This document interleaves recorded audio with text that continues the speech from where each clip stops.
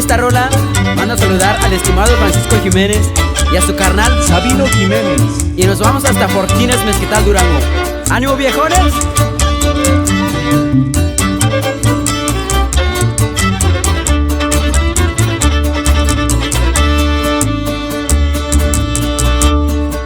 Yo soy de la Sierra Madre, de mero tierra caliente, nacido y criado en el monte, 100% guerrerense.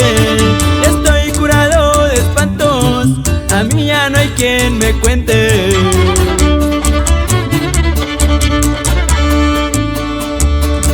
Con mi superón al cinto, terciado en cuernos de chivo, me amanezco días enteros tomando con mis amigos, con el fantasma y la banda, escuchando mis corridos.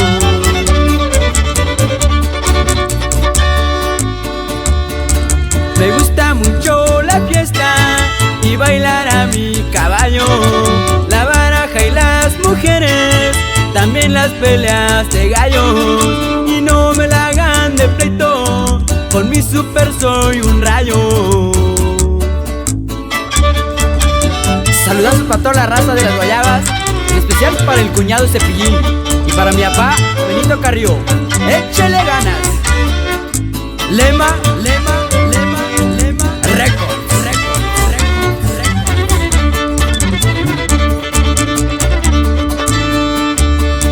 Mi parte del Calentano, me gusta jugar los gallos en la Baja California y en diferentes estados.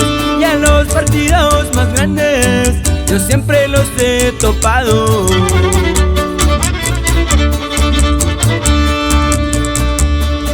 Mi familia es lo primero, mis hijos y mis hermanos. Mi madre me dio la vida, mi padre me dio un consejo que yo llevo y nunca lo he olvidado.